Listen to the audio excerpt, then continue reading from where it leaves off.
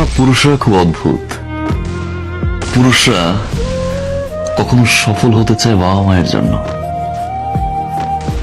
কখনো সফল হতে চায় প্রিয় মানুষটাকে পাওয়ার জন্য,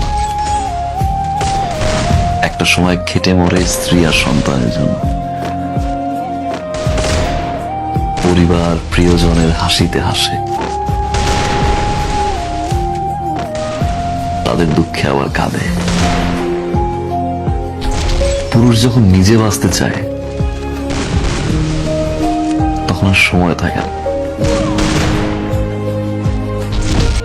আমরা পুরুষরা বাঁচি অন্যের জন্য। কিছু কিছু পরিবর্তন মানুষ নিজেই করে, আর কিছু কিছু পরিবর্তন মানুষের জীবনে আসে যেটা সে কখনোই চায় না, কখনোই আশা করে নাই। এরকম অনেক জিনিস ঘটে, সেটা আমার জীবনে বহুবার ঘটেছে। আমি যেটা করতে চেয়েছি সেটা করতে পারিনি। আমি যাকে আঁকড়ে ধরতে চেয়েছি সে আমাকে ফেলে চলে গেছে, বা যাকে আমি স্নেহ দিতে গেছি সে আমাকে ঘৃণা করেছে।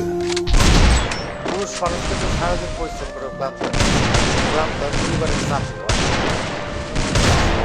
পচা তরমুজ হয়ে গেছে।